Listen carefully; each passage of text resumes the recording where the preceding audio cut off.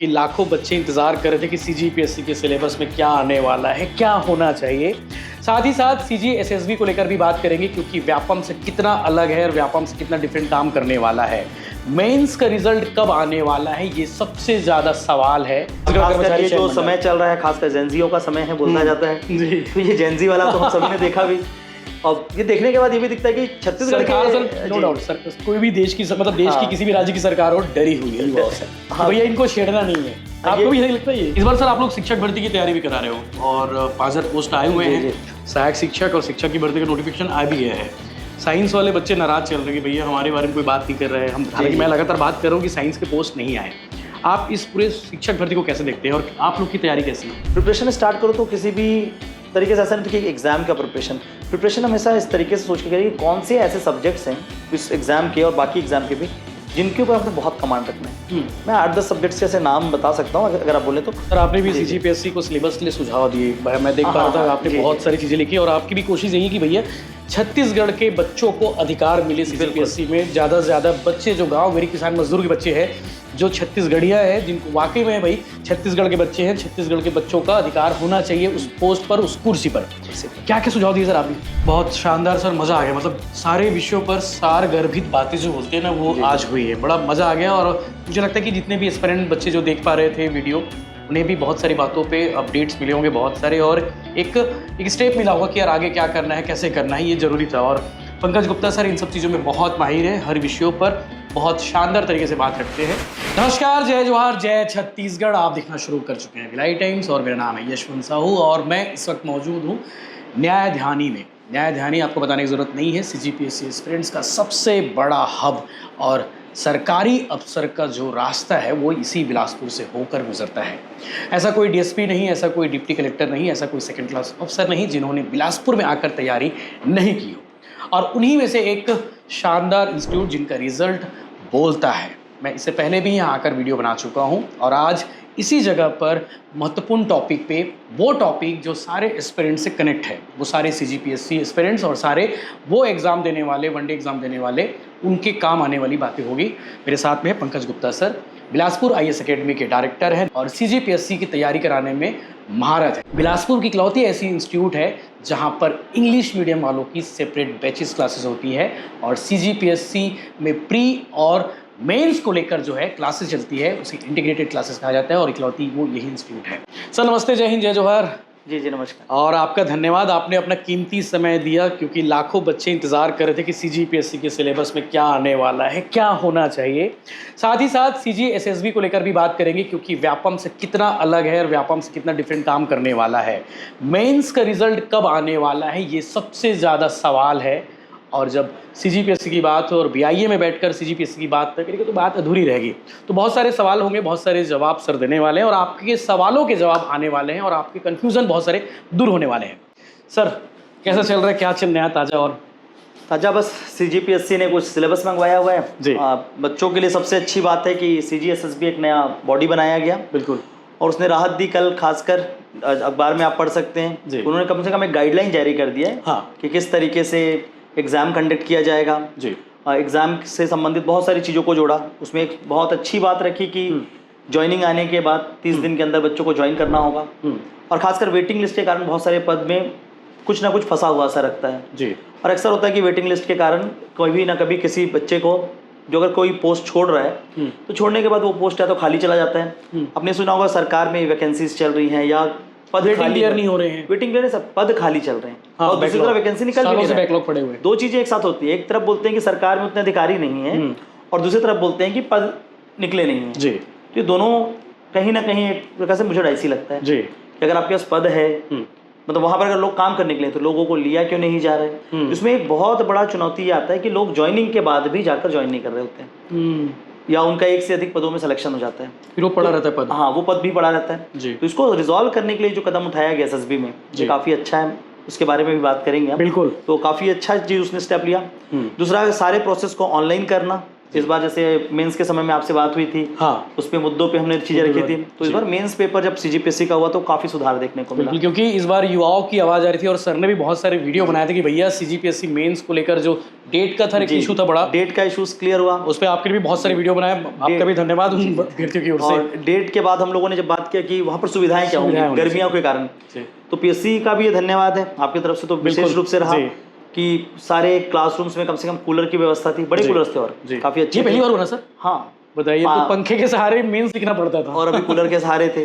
पानी की व्यवस्था थी अच्छी, और वो भी ठंडे पानी का भी व्यवस्था वहाँ पर किया गया था, और सेंटर्स को काफी अच्छे से ऑर्गेनाइज किया गया था। फिर एक नया चीज था फ्रिस्किंग, कि हर एक को मैनुअली पहचाना भी जा रहा था, क्योंकि आपने जब फॉर्म भरा है तो मोस्टली आपके आइरिस स्कैन होते हैं, खासकर आंखों के जो आइरिस होते हैं उसकी स्कैन होती है, और उसको किसी भी दो पर्सन का सेम नहीं होता। तो अगर हम फ्रिस्किंग से उस चीज को चेक कर रहे हैं अगर वहाँ मैनुअली, तो कभी ये नहीं हो सकता कि किसी पर्सन का एग्जाम किसी और ने कोई गड़बड़ी की, और साथ में वो फोटो भी ले रहे हैं जब एग्जाम हो रहा है, तो जो पारदर्शिता बहुत एक चीज का ख्याल रखा गया कि इस बार कोई गड़बड़ी नहीं होनी चाहिए। और फिर पेपर के बारे में भी अभी थोड़े से बात मैं चाहूंगा करेंगे हम मेंस के बारे में, क्योंकि बाकी सर बच्चों की संख्या बढ़ी कि नहीं बढ़ी? मैं बिलासपुर में चहल पहल खूब देख रहा था, मतलब मैं नो डाउट सरकारी अफसर का रास्ता तो यही है, बिलासपुर से होकर गुजरता है। जी बच्चों की संख्या क्या स्ट्रेंथ है अभी, मतलब बीआईए में पिछले बार के मुकाबले इस बार? हमारी कोचिंग पे पिछले बार से बच्चे ऊपर हैं, और ओवरऑल रिजल्ट की वजह से भी रहे, और साथ में जब एग्जाम्स की प्रक्रिया थोड़ी सुधरती है तो बच्चों का उसकी तरफ एक्सेप्टेंस भी ज्यादा, भरोसा और विश्वास बढ़ता है। तो खासकर पीएससी ने जो किया, अभी वर्तमान सरकार जब आई उसके बाद से जो चेंजेस हो रहे थे, तो कहीं ना कहीं बच्चों की स्ट्रेंथ बढ़ी है। और बिलासपुर में अभी पर हाँ एक चीज़ों पे अनियमितता भी रही, जैसे व्यापम था, अगर आप मार्केट पे जाकर देखेंगे तो पहले व्यापम पे स्ट्रेंथ बहुत थी बच्चों की, लेकिन पिछले कुछ सालों से व्यापम के पोस्ट सही नहीं थे, जिसके कारण बच्चों का रुझान थोड़ा सा सरकारी नौकरी से हटा था। सीजीपीएससी की ओर आ गए कि वो, या तो वो सीजीपीएससी की ओर आए, या तो वो इससे निकल गए थे। बट जब एसएसबी की बात करते हैं, अब वो कैलेंडर की बात करते हैं, तो कहीं ना कहीं वापस वो बच्चे वापस आ रहे हैं जी। छत्तीसगढ़ ये जो समय चल रहा है, खासकर जेनजियों का समय है बोला जाता है, तो ये जेनजी वाला तो हम सभी ने देखा भी, और ये देखने के बाद ये भी दिखता है कि छत्तीसगढ़ सरकार नो डाउट सर, कोई भी देश की मतलब देश की किसी भी राज्य की सरकार हो डरी हुई है युवाओं से, भैया इनको छेड़ना नहीं है। आपको भी यही लगता है? जी नहीं, मेरे ये लगता है कि जेनजी या जो भी युवा पीढ़ी है जी, उनके लिए ये ज़रूरी था कि अपनी बातों को रखें जी। और अगर हम अभी अपने अधिकारों के लिए नहीं रखते हैं बातों को, अपनी चीज़ों को नहीं रखते हैं जी, तो कहीं ना कहीं सिस्टम पे सिर्फ हमारा भरोसा नहीं उठ रहा है। इससे ये नहीं कि सिस्टम से किसी का भरोसा उठ गया, सरकार से भरोसा उठ गया, इसमें ये होता है कि फिर हम जाएं कहाँ अगर नौकरी नहीं है।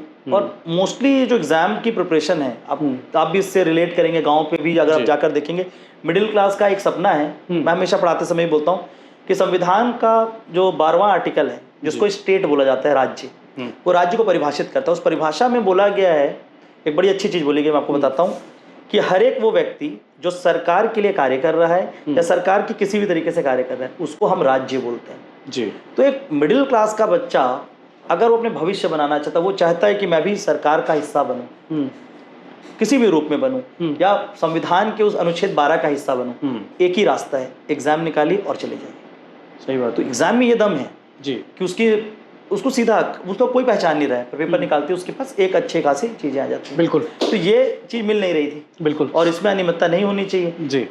सर आपने भी सीजीपीएससी को सिलेबस के लिए सुझाव दिए, मैं देख पा रहा था आपने बहुत सारी चीज़ें लिखी, और आपकी भी कोशिश यही कि भैया छत्तीसगढ़ के बच्चों को अधिकार मिले सीजीपीएससी में, ज़्यादा से ज़्यादा बच्चे जो गांव मेरी किसान मजदूर के बच्चे हैं, जो छत्तीसगढ़िया है, जिनको वाकई में भाई छत्तीसगढ़ के बच्चे हैं, छत्तीसगढ़ के बच्चों का अधिकार होना चाहिए उस पोस्ट पर, उस कुर्सी पर। क्या क्या सुझाव दिए सर आप भी?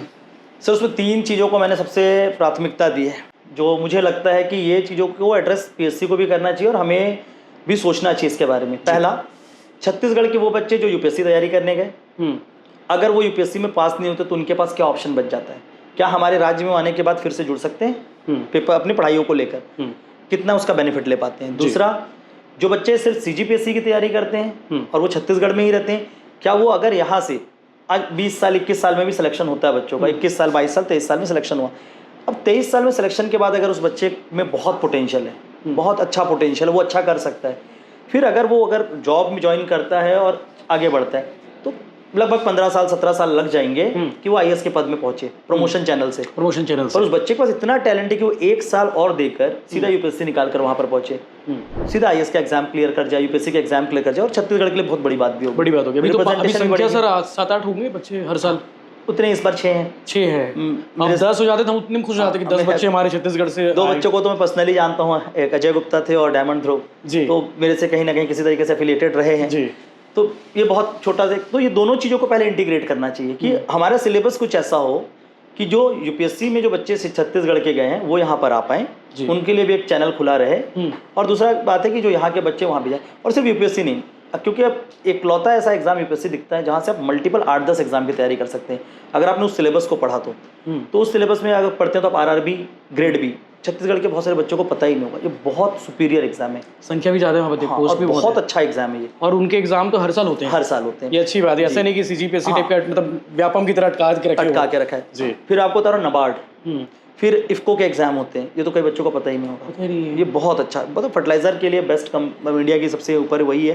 तो इफ्को के एग्जाम होते हैं पर ईयर, और ये सारे का जो अगर सिलेबस देखें तो वो सिलेबस कहीं ना कहीं हमारे जो इंडियन जीएस का जो सिलेबस छत्तीसगढ़ पीएससी में था टच है वो, अगर उसमें थोड़ा सा रिफॉर्म की जरूरत है। जैसे मैंने कुछ सुझाव उसमें दिए हैं, जैसे कि डिजास्टर मैनेजमेंट एक टॉपिक है, उसको होना चाहिए कहीं ना कहीं। अभी हम बिलासपुर को ही कुछ समय पहले देख रहे थे, क्या पानी भर गया था, एक दिन की बारिश में लबालब हो गए थे और बाढ़ से तरबतर हो गए थे सब लोग। अब आप एक अधिकारी भी यहाँ बैठा हुआ है और क्या करे, उसको आना चाहिए, पता होना चाहिए। अब कहीं ना कहीं अगर कोई बनने भी जा रहा है तो उसको पता तो हो कि डिजास्टर को हैंडल कैसे करना है। टॉपिक्स रह जाते हैं जिसके ऊपर पढ़ाई जरूर होनी चाहिए। बिल्कुल, प्रशासन के ऊपर भी कुछ टॉपिक्स और जोड़े जाने चाहिए, गवर्नेंस पे। तो मैंने कुछ सुझाव दिए जो छत्तीसगढ़ में अगर हम इंडियन जीएस के सेक्शन को इंप्रूव करते हैं तो इससे ये होगा कि हम नेशनल लेवल के बहुत सारे एग्जाम की तैयारी। अभी भी सर इंडियन जीएस तो बहुत ज्यादा है ना सर, ज्यादा है लेकिन उसमें बहुत वेग सब्जेक्ट्स हैं। अब जैसे कि हमारे एक पेपर 7 बनाया गया था, उसमें इंटरनेशनल रिलेशन आपने रखा है, ठीक है, पर बहुत सारे ऐसे अधिनियमों को रखा गया है उसमें जो आपको ट्रेनिंग में पढ़ना है। भारत जो न्याय संहिता है उसको बच्चा अभी सीखे कि वो ट्रेनिंग में जाकर जब आईपीआई अपना जो भी ट्रेनिंग करेगा डीएसपी का, वहाँ सीखे। तो वो सारी चीजें कहीं ना कहीं बर्डन करती हैं कि आप एक संविधान भी पढ़ रहे हैं, फिर संविधान के साथ 10 अधिनियम और पढ़ रहे हैं, वो अधिनियम तो आपके ट्रेनिंग का हिस्सा है जी। अब मोटर व्हीकल एक्ट अगर मैं डाल दूं सिलेबस में तो मेरी क्या जरूरत है मोटर व्हीकल एक्ट में, जो ट्रांसपोर्ट डिपार्टमेंट में वो मोटर व्हीकल एक्ट को पढ़े और वो उसको नियंत्रण करे। तो कुछ ऐसी चीजें जरूर थी जो ट्रेनिंग का हिस्सा होना चाहिए था, जो इधर आ गया था। उसके बाद कुछ सब्जेक्ट ऐसे थे जो बहुत स्पेसिफिक थे। आपने जनरल स्टडीज बोला है, हमें चाहिए कि हर बच्चा वो हो जो उस स्तर पे समझ पाए। अब आप वेस्टर्न फिलॉसफी जैसी चीज़ें लाई गई थी, और आपका कहीं ना कहीं पेपर 7 में जो स्किल के ऊपर थे, बहुत स्पेसिफिक डोमेन मांगता है। उसकी पढ़ाई के लिए बच्चे को पहले उस पर्टिकुलर सब्जेक्ट को जाकर कॉलेज से गुजरे या कहीं से गुजरे तो हो पाता है। तो ऐसे कुछ चीज़ों को हटाने की बात की गई थी। और एक और इसमें सर थोड़ा ऐड करूँगा, एक और चीज़ इसमें ये ऐड करना था कि साइंस और मैथ्स का था, तो कहीं ना कहीं ये था कि जो मैथ्स बैकग्राउंड के, साइंस बैकग्राउंड के, उनको अनफेयर एडवांटेज था। मैं खुद भी इसी बैकग्राउंड से, लेकिन मैं ये भी बोलूँगा कि एक अनफेयर एडवांटेज इसलिए था क्योंकि ये ना को रॉ मार्क्स पेपर बोलते हैं इसको हम लोग। रॉ मार्क्स मतलब अगर आपने 100 नंबर का बनाया तो 100 में 100 मिलेगा, पर इतिहास आप 100 नंबर का लिख के आइए आपको 60 मिलेगा। 60 मिलेगा। तो कहीं ना कहीं ये 40 नंबर का एडवांटेज था उनके पास। भेदभाव जो है वो, तो उसको कहीं ना कहीं मैनेज करना चाहिए। तो ये मैंने दिया। एक और चीज़ इसमें मैंने ऐड किया कि अब इससे तो ये 2 चीज़ें सबको दिख रही है बच्चों को कि ठीक है। फिर इसमें ये बात उठती कि यूपीएससी वाले जो छत्तीसगढ़ में आएंगे तो फिर तो छत्तीसगढ़ के बच्चों का अधिकार नहीं रह जाएगा। तो इसके लिए एक सुझाव दिया कि छत्तीसगढ़ को कैसे प्रोटेक्ट करना है। 1400 नंबर का हमारा पेपर होता है, अगर हम उसी स्कीम पे चलें तो मेरा कहना है कि आप कम से कम 600-700 नंबर का सीजीजीएस कर दीजिए। और सीजीजीएस में छत्तीसगढ़ी भाषा जो है, भाषा केवल आज 50 नंबर का है। उसको बढ़ाना। मुझे तो ये कहना है कि अब कुछ लोगों को इससे आपत्ति भी हो सकती है, कुछ को सही भी लग सकता है। हमारा जब ऐसे होता है तो ऐसे में ऐसे क्यों ना छत्तीसगढ़ी भाषा में लिखवाया जाए। आप हिंदी में लिखवा रहे हैं, आप इंग्लिश में लिखवा रहे हैं, छत्तीसगढ़ी भाषा एक ऐसे कॉमन कर दीजिए, या ऐसे का उस पेपर ही कर दीजिए, एक लैंग्वेज का, छत्तीसगढ़ी लैंग्वेज का पेपर 100 नंबर का होगा, 200 नंबर टोटल होता है। तो उसमें छत्तीसगढ़ी का एक सेक्शन बनाइए जिसमें छत्तीसगढ़ी बोलना बहुत इजी, लिखना और पढ़ना ये बात बहुत कम लोग होते हैं जो लिख पढ़। और इनको फिल्ट्रेशन और करने का एक और तरीका भी दिया है मैंने सुझाव, कि जिससे तो छत्तीसगढ़ के बच्चों के लिए बहुत बेनिफिट होने वाला है अगर वो करते हैं तो। उसमें ये है कि अगर आपने प्रीलिम्स का एग्जामिनेशन में 2 पेपर होते हैं, सीसेट का एक पेपर होता है, आपने पता होगा जी।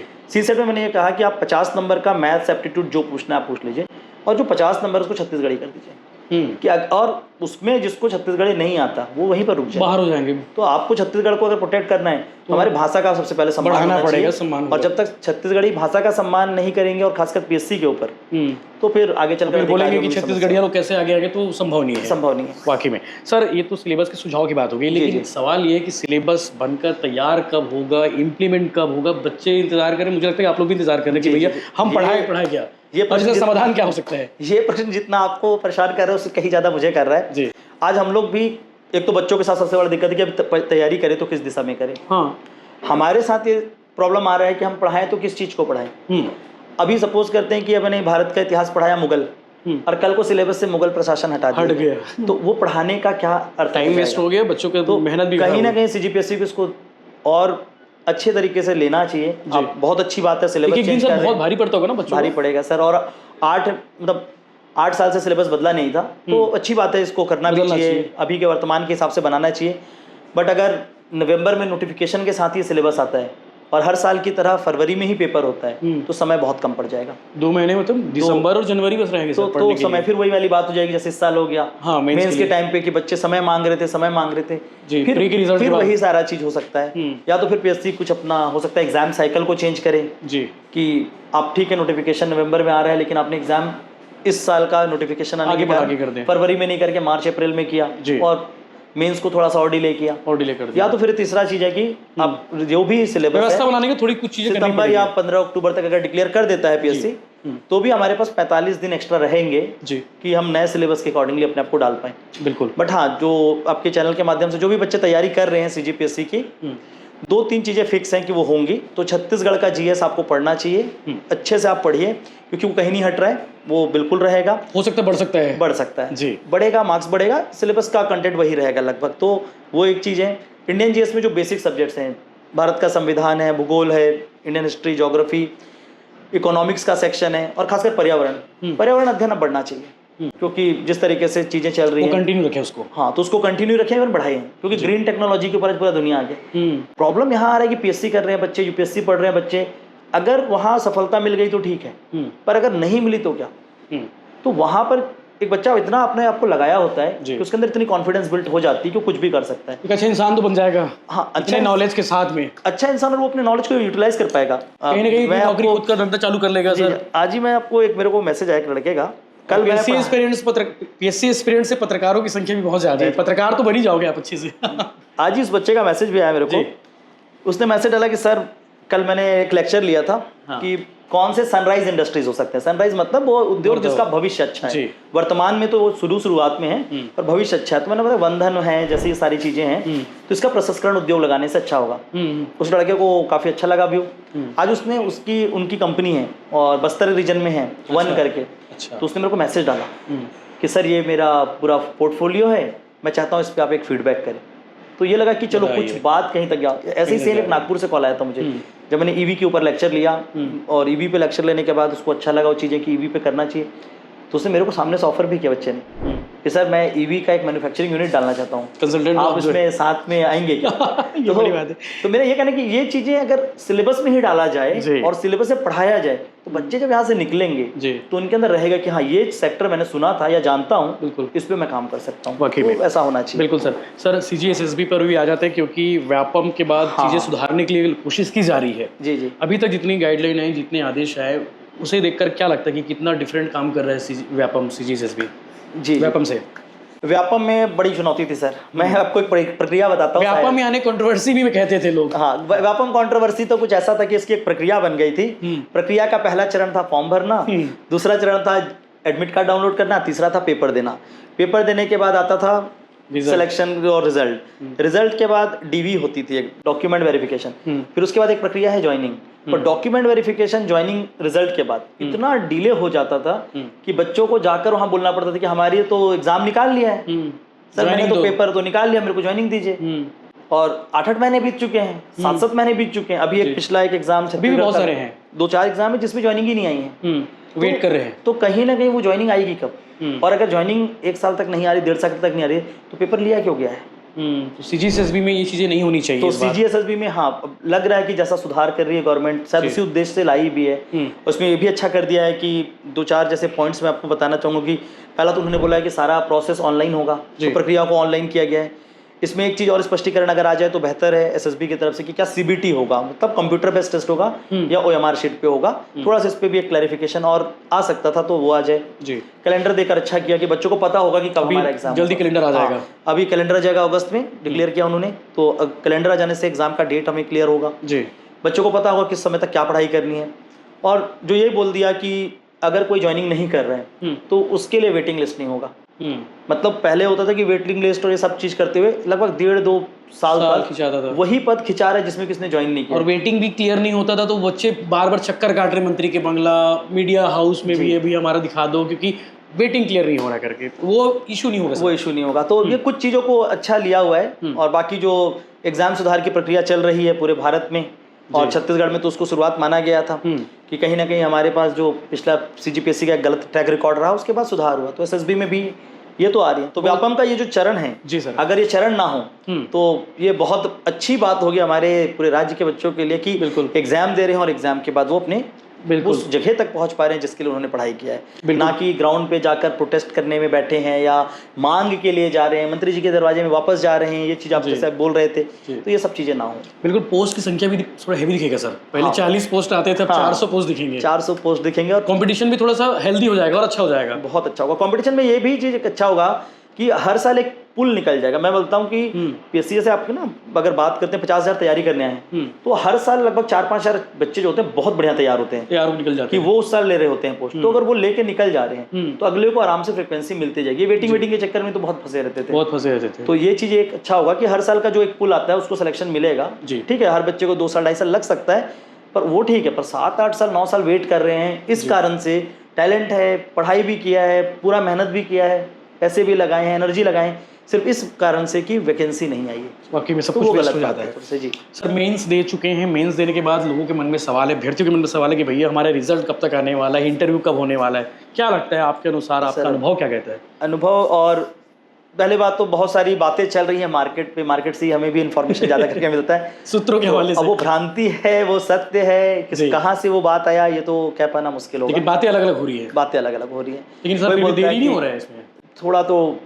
अब लेट सर देखिए 2 चीज़ें हैं कि जो लेट का प्रक्रिया बनाना ये बच्चों के मन से आया। मन से कैसे आया कि शायद सीजीपीएससी में जो चीफ है मैडम है, तो मैडम का 9 सितंबर के आसपास रिटायरमेंट है, तो क्या मैडम रिटायरमेंट से पहले पूरा प्रक्रिया करके जाएंगी? जी सर, यहाँ पर भी 2 बात उठती हैं। एक कि क्या हड़बड़ी करेंगी, क्या ये करना ज़रूरी है, या सच में मैडम ही पारदर्शी थी तो उनको करा के चले जाना चाहिए, तो कई बातें उठती हैं। तो ये दर तो पीएससी ही समझेगा, बट हाँ कहीं ना कहीं क्योंकि 10 जून के आसपास पेपर कंप्लीट हुआ, पिछले साल भी इसी के आसपास हुआ था और रिजल्ट अगस्त के एंड तक आ गया था जी। तो मुझे पिछले साल के अनुभव से तो यही लगता है कि 20 अगस्त के बाद ही रिजल्ट आना चाहिए, बट अगर पहले आ जाए तो बहुत अच्छी बात है, क्योंकि कुछ लोगों का कहना है कि बहुत तेज़ी से चेकिंग हो रही है, ये पेपर चेक हो गया, वो हो चुका है। अगर वो सारी जानकारी सही है तो हम 15 अगस्त के आसपास या 15 से 20 के बीच एक उम्मीद लगा सकते हैं, बट मुझे लगता है कि उसके बाद ही शायद हो पाएगा, और जल्दबाजी नहीं करनी चाहिए इसमें। बहुत डिले तो नहीं हो रहा है, वो यही है कि हम मान लिए हैं कि 15 को मतलब 9 को रिजल्ट एग्जाम दे के मैडम चले जाएगी रिटायर होके, तो इसलिए बच्चों के मन में एक डर सा है, या बोल सकते हैं कि हड़बड़ी है कि जल्दी ही करना चाहिए। पेपर चेकिंग चल रहा है सर, इस बीच में बच्चों के मन में एक डर भी था कि हिंदी मीडियम वालों के साथ हमेशा धोखा होता है, हमें नंबर कम मिलते हैं ऐसा कहते हैं, तो क्या होने वाला, क्या पता कोई पेपर चेक कर रहे हो, क्या देखे तो क्या बोलेंगे? पेपर चेकिंग में हिंदी और इंग्लिश में फ़र्क तो थोड़ा बहुत दिख रहा है, जो रिजल्ट के ऊपर दिखता है, बट अगेन वही है कि आपने लिखा क्या है, कंटेंट ज़्यादा करके चेक होती है। मैंने ये देखा है कि जब आरटीआई कॉपी आती है बच्चों की तो उसको हम वापस देख सकते हैं, तो मैंने ये देखा कि आपने लिखा कितना बेहतर, वो चीज़ों को चेक किया जाता है। बट हाँ, अगर ऐसी कोई भी अनियमितता है कि हिंदी मीडियम को कम नंबर दिया जा रहा है, इंग्लिश को ज़्यादा दिया जा रहा है, तो इसको बिल्कुल चेकर को दूर करना चाहिए।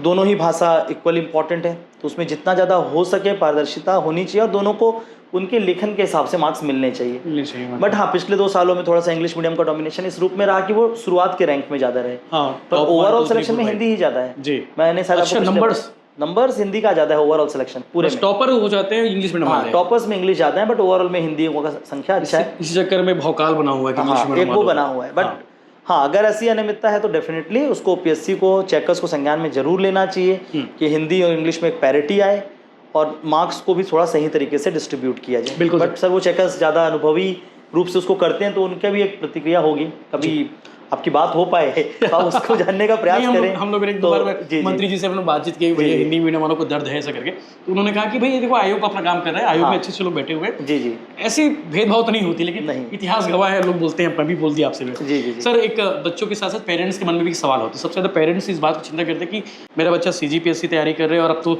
व्यापम की जगह सीजीएसएसबी आ गया, दोनों एक साथ तैयारी करना सही है क्या? ये बच्चों के पेरेंट्स के मन में सवाल होता है। बच्चे तो कूद जाते हैं मैदान में, वो बेचारे सब एग्जाम देते रहते हैं। सही क्या है, करना चाहिए या फिर क्या करना चाहिए? जैसे मैंने अभी आपको थोड़ी देर पहले कहा कि एक ऐसा सिलेबस डिज़ाइन हो जो हर जगह पे काम है। जैसे मैंने अभी एक सजेशन दिया हुआ है कि वो चाहे आप यूपीएससी भी तैयारी कर रहे हैं, आप छत्तीसगढ़ पीएससी कर रहे हैं, व्यापम कर रहे हैं, एसएसबी कर रहे हैं, किसी और राज्य का तैयार कर रहे हैं, या जो मैंने आपको नेशनल लेवल के अच्छे अच्छे एग्जाम्स के नाम बताए, ये सबके लिए कोर स्टडी है। क्या होता है ना, जब प्रिपरेशन आप स्टार्ट करो, जो भी स्टूडेंट सुन रहा है, प्रिपरेशन स्टार्ट करो तो किसी भी तरीके से ऐसा नहीं तो कि एग्ज़ाम का प्रिपरेशन हमेशा इस तरीके से सोच के करिए कि कौन से ऐसे सब्जेक्ट्स हैं इस एग्ज़ाम के और बाकी एग्ज़ाम के भी जिनके ऊपर आपको बहुत कमांड रखना है। मैं 8-10 सब्जेक्ट्स के ऐसे नाम बता सकता हूँ अगर आप बोले तो, कि इन विषय को आप किसी भी जगह पे तैयारी करें, चाहे छत्तीसगढ़ में कर रहे हैं, किसी भी राज्य में कर रहे हैं, हाँ पूरे भारत में कहीं भी बता दूँ सर, बच्चे देखेंगे ये 7-8 सब्जेक्ट अगर आपने अच्छे से सीखा और अच्छे से पढ़ा तो आपको सारे एग्जाम में काम आएंगे। उसमें है भारत का संविधान सबसे ऊपर, हाँ वो हर जगह पूछा जाएगा, तो उसको बहुत अच्छे से पढ़िए। संविधान के बाद इतिहास पढ़िए, भारत का इतिहास, भारत की संस्कृति, history and culture. History culture के बाद थर्ड सब्जेक्ट जो होगा वो होगा ज्योग्राफी, भूगोल। ये हर एग्जाम में पूछा जाएगा। इंडियन इकोनॉमी, भारत की अर्थव्यवस्था, उसके ऊपर काम करें। आज के पिछले कुछ सालों से जिस तरीके से हर तरह का एग्जाम बन रहा है, इन्वायरमेंट का एक सेक्शन है, पर्यावरण, इन विषयों को एकदम अच्छे से पढ़ना। और इसका साथ टेक्नोलॉजी, ठीक, प्रौद्योगिकी, जो आजकल वर्तमान समय में, ये 6 सब्जेक्ट ऐसे हैं। इवन अभी पीएससी का भी इस बार जब एग्जाम होगा मैं आपको दिखाऊंगा कि यही 6 विषय, और छत्तीसगढ़ में प्रिपरेशन करें तो ये 6 विषय जो नेशनल लेवल पे है, यही 6 चीज़ छत्तीसगढ़ का भी पढ़िए। छत्तीसगढ़ का इतिहास, छत्तीसगढ़ का भूगोल, छत्तीसगढ़ का प्रशासन, तो ये भी शेष छत्तीसगढ़ में पढ़ना ही है। तो सर ने जो कहा वो तो पढ़ ही लोगे सर। ये क्या है कि ओवरऑल अगर इसको देखेंगे आप, इवन जब सीजीपीएससी का प्री का पेपर होगा, मैं आपके साथ बैठ के इनपुट से टिक कराऊंगा कि 90 क्वेश्चन यहाँ से हैं जो मैंने सब्जेक्ट बताए जी। मैं आपको ऐसे टिक करा दूंगा कि सर यही हुआ है, मेरी बात अगर वहाँ पर गलत निकले तो। नहीं, आपकी बातें हमेशा सही हुई हैं, आपने इतिहास गवाह है, रिजल्ट इसलिए बोलता है। मैं इसलिए बोल रहा हूँ सर कि वो चीज़ों को बच्चों को पहले पढ़ना है जी। संस्थाओं की भी गलती होती है। मेरे पास कोई बच्चा डिजाइन कर करके देते हैं, कोर्स यही पढ़ो यही पढ़ो। मेरे पास बच्चे आते हैं, मैं यहीं से स्टार्ट करता हूँ। कभी भी मैंने ये नहीं किया है कि बीच का कोई ऐसा सब्जेक्ट उठा के पढ़ा दूं जिसके लिए आधारभूत ज्ञान चाहिए। ये सब्जेक्ट होते हैं, इनको बोलते हैं कोर सब्जेक्ट फॉर प्रिपरेशन। तो इनको अगर बच्चे ने अच्छे से तैयार किया है तो वो सारे एग्जाम के लिए जाएगा। तो फिर पीएससी क्या है, एसएसबी क्या है, दोनों चीज़। सीजीपीएससी में आपको वनडे के लिए अब क्या बोलते हैं, यहाँ बन गया एक चीज़, वनडे एग्जाम और मल्टीपल डे एग्जाम। पता नहीं क्या है ये बच्चों के मन में। वनडे कुछ करना नहीं, हमको एक जगह पे ऑब्जेक्टिव क्वेश्चन पढ़ना वही है, एक जगह में ऑब्जेक्टिव सॉल्व करना, एक जगह में आंसर राइटिंग करनी है, थ्योरी लिखनी है जी। कुछ बच्चे लिखने में उतने सक्षम नहीं हो पाए तो वो ठीक है वनडे की ओर जाते हैं, इसको वनडे एग्जाम बोलकर जाते हैं। बोर लगता है, फिर लिख नहीं हो पाते, टाइम मैनेजमेंट पढ़ वही रहे हैं। अब थोड़ा सा एफर्ट डालेंगे ना तो इधर भी आ जाएगा। और बहुत सारे बच्चों को मैंने देखा है जो व्यापम निकाल लेते हैं, वो अगला स्टेप पीएससी चुनते हैं। आते हैं हमारे पास, सर मेरा व्यापम में इसमें सिलेक्शन हो गया, पीएससी की तैयारी, बाबू के बाद अधिकारी बन जाते हैं। हाँ, तो आप प्रिपरेशन को देखिए, और संयुक्त रूप से बिल्कुल हो सकता है। एसएसबी तो काफ़ी अच्छे तरीके से आ भी रहा है जी। पर ये जो बेस सब्जेक्ट बताया मैंने, घर पे बैठ के पढ़ रहे हैं, गांव पे बैठ के पढ़ रहे हैं, यूट्यूब से पढ़ रहे हैं, संस्थान में जाके पढ़ रहे हैं, वहाँ टीचर से भी जाके बोले कि सर मेरे को पहले ये चीज़ पढ़ाओगे कि नहीं, बताइए। एक शिक्षक जब वो चीज़ पढ़ाने के लिए आपको तैयार हो, उस चीज़ को आप उस स्केल में ले जाए कि आप मेंस, प्री और हर चीज़ में कर सकते हैं, ऐसे शिक्षक को चुनें और ऐसे संस्थानों को पहले चुनें, ताकि आप हमेशा के लिए ये आश्वस्त हो जाएंगे कि अगले 2-3 सालों के अंदर या उसी साल किसी ना किसी प्रतियोगिता पेपर में, कोई भी एग्जाम पार्टिसिपेट करेंगे और सफलता भी होगी। अभी कल एसआई का रिजल्ट आया। हाँ, एसआई का रिजल्ट आया, आपको पता होगा, कुछ नामों के कारण बहुत ट्रेंड पे चल रहा है नामों पे भी। हाँ, हे राम, और क्या था सर, न्यूज़ है, हे राम है, एक स्पेस रानी है, स्पेस रानी। हाँ, तो ऐसा कुछ चल रहा था, और तुफेल। तो ऐसा कुछ नामों से चल रहा था। उन्होंने स्पष्टीकरण दे दिया वैसे जी, और बच्चे भी सामने आगे प्रकट हो गए कि हाँ मैं तुफेल हूँ। मैं अब इस एग्जाम का मैं चीज़ें बता रहा हूँ कि इसमें भी जो रिजल्ट आया, आज मेरे पास बहुत सारे बच्चे थे जो सीजीपीएससी करने आए थे, किसी कारणों से उनका मेंस नहीं निकला, किसी का इंटरव्यू रुक गया। उनमें से बहुत सारे लोग हैं जो इस एग्जाम को कल निकाल लिए हैं, प्री को, और अब वो मेंस पे जाएंगे। तो बात वही था कि उनका फाउंडेशन स्ट्रांग है। हाँ, उन्होंने जो मैंने आपको बताया कि उनके वो विषय इतने स्ट्रांग है कि उसको हर एग्जाम में यूज कर सकते हैं और यूज होगा। और ज्ञान की बातें ऐसी कि कभी कोई वेस्ट नहीं जाएगा, बिल्कुल फायदा ही देगा वो। बिल्कुल।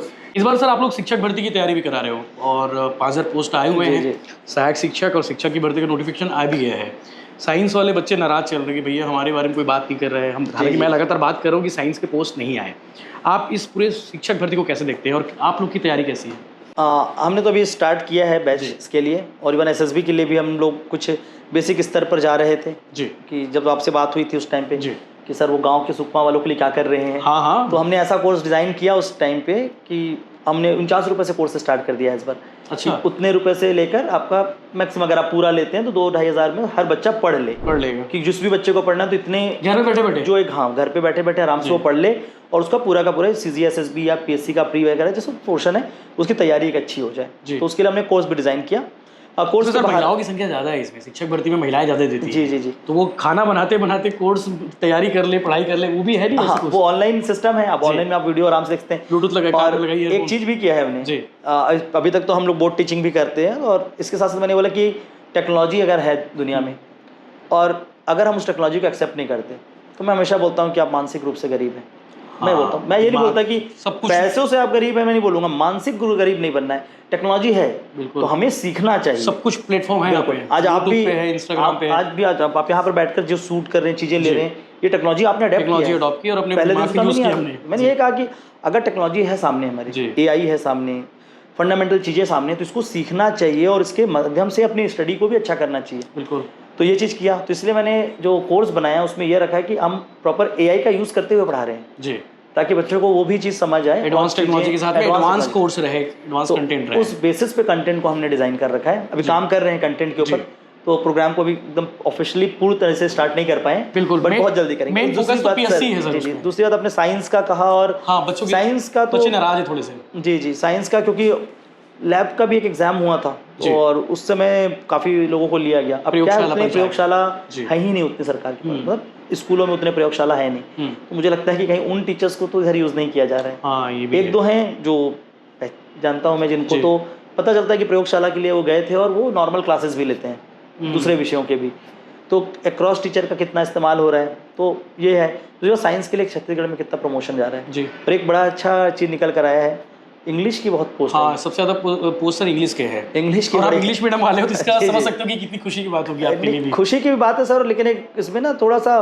बात ये भी उठ रहा है कि इंग्लिश का पोस्टर निकला क्योंकि इंग्लिश मीडियम स्कूल बढ़ रहे हैं। लास्ट टाइम जब हम लोगों ने बात किया तो मैंने आपको कहा था कि छत्तीसगढ़ PSC में 19 पे 90 और 10% थे, आज 60 और 40% हो गए हिंदी इंग्लिश, और आगे चलकर हो सकता है अगला हो सकता है कि रिवर्स हो जाएगा। ये चीज़ कहा था, हिंदी मीडियम बढ़ जाएगी, ये उसी चीज़ का सूचक है कि हमारे यहाँ पर अब इंग्लिश मीडियम स्कूल की ज़्यादा ज़रूरत है। क्योंकि आज अगर जैसे बात कर रहे हैं, क्योंकि कहीं ना कहीं वैश्वीकरण का ज़माना है, ग्लोबलाइजेशन हो रहा है, तो इंग्लिश मीडियम से पढ़ा हुआ बच्चा वो हर जगह पे ज़्यादा एक्सप्लोर कर पा रहे हैं जी। मैं नहीं बोल रहा कि हिंदी मीडियम वाले में टैलेंट तो बहुत ज़्यादा है जी। हिंदी में तो इतने ब्रिलियंट बच्चे भी बैठे हैं जो बहुत अच्छा कर रहे हैं, वो इंग्लिश अडॉप्ट करके सीख कर वो आगे बढ़ जाते हैं। तो वैसे भी बहुत सारे बच्चे हैं, लेकिन कहीं ना कहीं जो वर्ल्ड आज कनेक्टेड है डायरेक्टली, वो इंग्लिश से ज़्यादा कनेक्टेड है जी। तो शायद उसको प्रोत्साहित करने के लिए सरकार ने समझा इस चीज़ को। सरकार ने समझा, गवर्नमेंट की पॉलिसीज़ भी जो देखते हैं इस साल, अब AI आया है जी, सरकार AI हब बना रही है, बोली छत्तीसगढ़ में AI को प्रमोट करेंगे, मिशन पे काम चल रहा है। अब AI की कोई भी एक किताब हिंदी में नहीं है सर, नहीं है, आप मार्केट में देखिए, कंप्यूटर हिंदी में कहाँ है, किसी ने लिखा भी नहीं होगा अभी तक। हाँ, नहीं आई है जी। तो वो सारी किताब भी इंग्लिश में है। तो अगर टेक्नोलॉजी से जुड़ना है, आज वर्तमान दुनिया से जुड़ना है, तो इंग्लिश की ज़रूरत तो है जी। ये बहुत पहले से चला है ग्लोबलाइजेशन, तब तक जब तक हिंदी को हम उतने रूप से प्रोत्साहित ना करें। तो मेरा ये नहीं कहना है कि आप इंग्लिश की वैकेंसी निकले तो केवल इंग्लिश, मैं तो कहता हूँ कि ये भी होना चाहिए, हिंदी को भी प्रोत्साहित करिए, सारे कंटेंट को हिंदी में बनाया जाए। भारत सरकार प्रयास भी कर रही है कि अलग अलग भाषाओं में भी आए, हल्बी में भी आए, बस्तर के क्षेत्रों में, वाकई में। तो जितने जो बच्चे क्यों पीछे रहे, हाँ, तो जितना भी लैंग्वेज है, सारे लैंग्वेज को इक्वल वेटेज मिलना चाहिए। बट आज के डेट में क्योंकि अप फ्रंट, क्योंकि अभी मेरे को अगले 5 साल में, तो मैं 5 साल में तो चीज़ों को नहीं बना पाऊंगा हल्बी में जी, पर इंग्लिश में है तो मैं कम से कम अपने बच्चों को भी 5 सालों में इंग्लिश में जोड़ तो लूँ, वाकई में। उसके बाद के जनरेशन के जो चीज़ें बनेगी वो अडेप्ट कर लेंगे। बिल्कुल जी जी, बहुत शानदार सर, मज़ा आ गया। मतलब सारे विषयों पर सार गर्भित बातें जो बोलते हैं ना, वो आज हुई है, बड़ा मज़ा आ गया। और मुझे लगता है कि जितने भी एस्पिरेंट बच्चे जो देख पा रहे थे वीडियो, उन्हें भी बहुत सारी बातों पे अपडेट्स मिले होंगे बहुत सारे, और एक स्टेप मिला होगा कि यार आगे क्या करना है, कैसे करना है, ये ज़रूरी था। और पंकज गुप्ता सर इन सब चीज़ों में बहुत माहिर हैं, हर विषयों पर बहुत शानदार तरीके से बात रखते हैं, चाहे वो सरकार को सुझाव देना हो, चाहे आयोग को बताना हो कि भैया चेंज क्या करना चाहिए। और सबसे इंपॉर्टेंट बात कि बच्चे डायरेक्ट करेक्ट होते हैं। नंबर जारी कर दे सर इंस्टीट्यूट का कि अगर कुछ कंफ्यूजन हो तो बच्चे सीधे फोन लगा के। बिल्कुल, इंस्टीट्यूट पे भी आप कर सकते हैं, पर्सनली भी जुड़ना चाहें तो बात कर सकते हैं, इंस्टाग्राम पे सर से कनेक्ट हो सकते हैं। और कभी लगे बिलासपुर वाले हो तो सीधे आप चल के आ सकते हैं, वो हमेशा ओपन है। गांधी चौक में भी आइए, आपको बहुत बड़ी बिल्डिंग में नजर आएगी जी। और सर मैं भी अब सर के माध्यम से बोलना चाहूँगा कि आज या कल मैं आपका एक वीडियो देख रहा था, B.Ed के बच्चों के ऊपर था। हाँ, तो प्रोटेस्ट पूरे देश भर की चर्चा CGP वाला। हाँ, जो इसमें जैसे आपने बात उठाया तो एक कोई बच्चा था जो जब जंतर मंतर पे प्रोटेस्ट हुआ था तो वो गया था वहाँ पे। हाँ, डीएड वाले गए थे। एक डीएड का बच्चा वहाँ पर था। तो जो भी ऐसी समस्याएं हैं उसको जल्द से जल्द हल करना चाहिए। हाँ सर, जो भी जिनकी प्रॉब्लम्स हैं तो उसको हल ज़रूर करना चाहिए। दूसरी बात, स्टूडेंट प्रोटेस्ट की बात होती है तो उसमें भी बहुत सारे व्यूज़ आ रहे हैं कि सही था, हर चीज़ सही है, हर चीज़ गलत है, क्या है कैसा है। बट हाँ, आप जो भी है आप अपना हक ज़रूर मांगे वायलेंस के बिना। और सरकार को इस बात का ध्यान रखना चाहिए कि अब युवाओं को नाराज ना करे, वरना दिल्ली आपने देख लिया, झारखंड आप देख रहे हैं, छत्तीसगढ़ में ऐसी स्थिति निर्मित ना हो। इस बात का ख्याल छत्तीसगढ़ सरकार रखे। जय हिंद, जय जवाहर, जय छत्तीसगढ़। हमारी बातचीत कैसे लगी आप लोग कमेंट करके जरूर बताइए।